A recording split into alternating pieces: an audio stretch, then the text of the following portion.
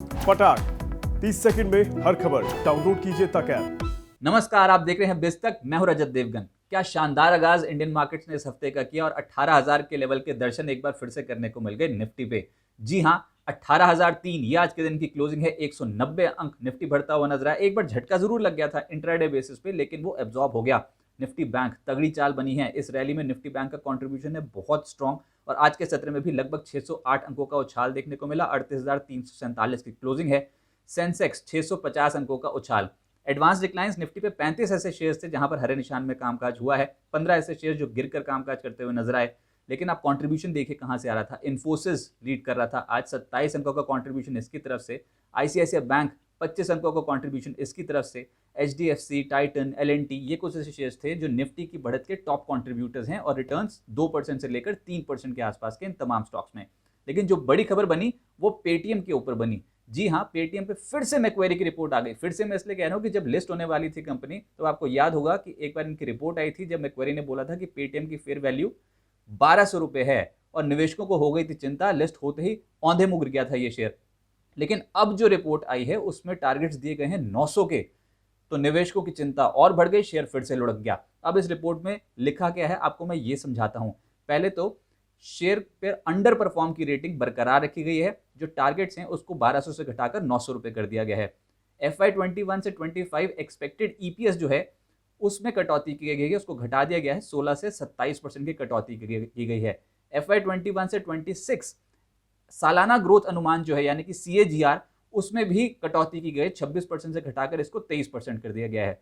Macquarie की चिंताएं क्या है, क्या कह रहा है मैक्वेरी पेटीएम के ऊपर? देखिए, उसका साफ तौर पे कहना है बिजनेस मॉडल में कि इनके जो मर्चेंट लोन डिस्ट्रीब्यूशन कारोबार है उसको बढ़ाने में बहुत ज़्यादा दिक्कत होगी। कर्मचारी और सॉफ्टवेयर लागत में लगातार बढ़ोतरी देखने को मिल रही है और वहां से चिंता पैदा हो रही है।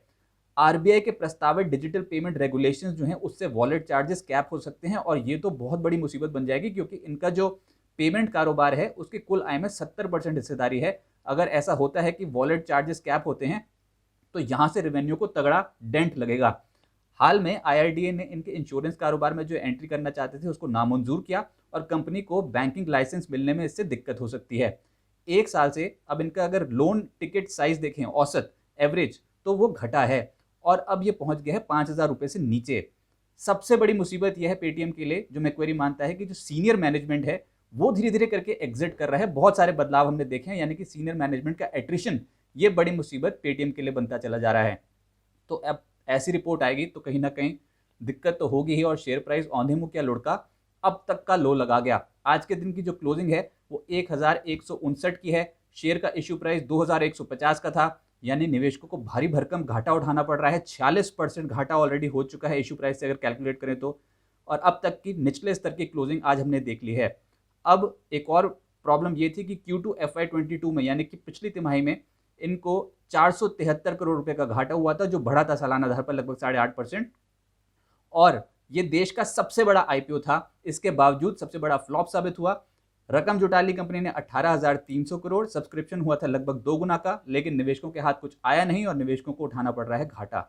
देखिए, निवेशकों के लिए दिक्कत तो है ही कि 40% शेयर टूट चुका है, लेकिन ये ह्यूमन बिहेवियर की प्रॉब्लम ज़्यादा बन गई है। कहते हैं ना कि अगर दोस्त फेल हो जाए तो दुख होता है, लेकिन अगर दोस्त फर्स्ट आ जाए तो ज़्यादा दुख होता है। अब आप ये देखिए कि पेटीएम 40% टूटा है, बाजार 18,000 के लेवल पे पहुंच गया और जो बाकी की लिस्टेड कंपनियां हैं उनका प्रदर्शन आज के सत्र में बहुत बेहतर हो गया।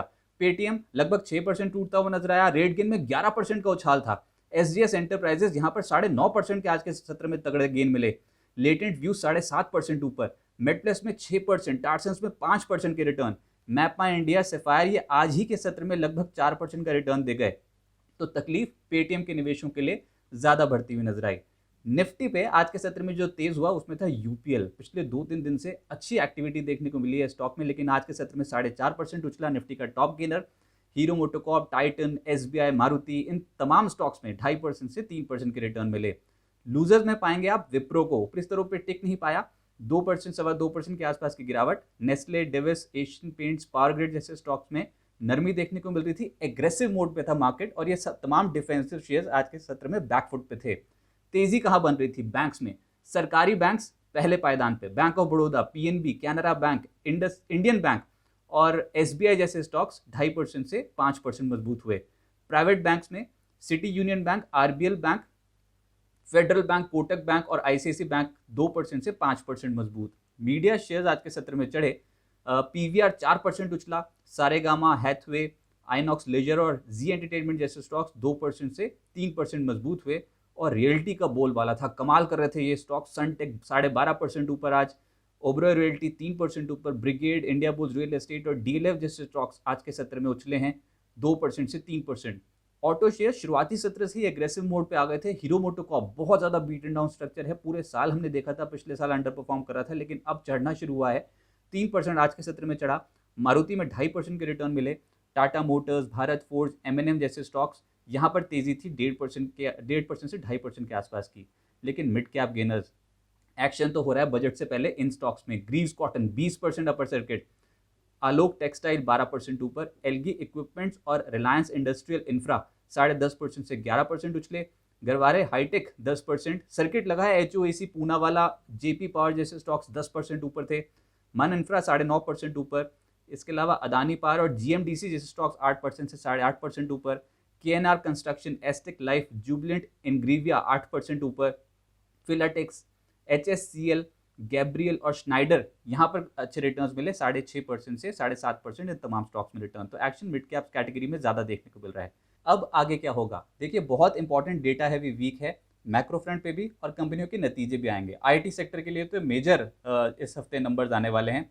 अब आप ये समझिए कि 12 जनवरी जब बाजार बंद होगा तो उसके बाद तो आंकड़े ही आंकड़े जिनको हमने ट्रैक करना है, और उसका इम्पैक्ट 13 जनवरी को यानी कि गुरुवार के सत्र में, यानी कि वीकली एक्सपायरी वाले दिन देखने को मिलेगा।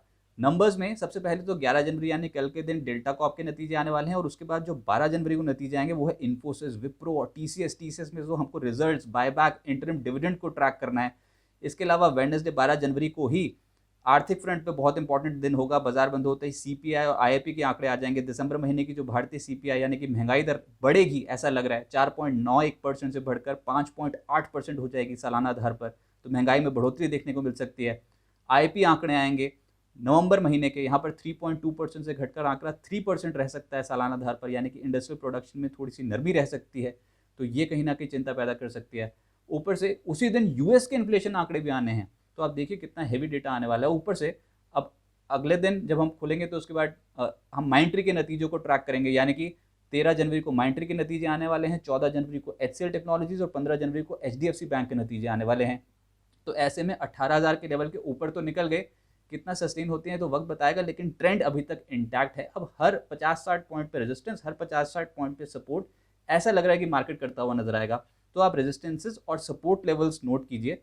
रेजिस्टेंस 18,055, 18,090 और 18,125, ये एक रेजिस्टेंस का लेवल का यानी कि पड़ाव का काम कर सकता है। तेजी में बाजार हो सकता है कि यहाँ पर रुकता हुआ नजर आए।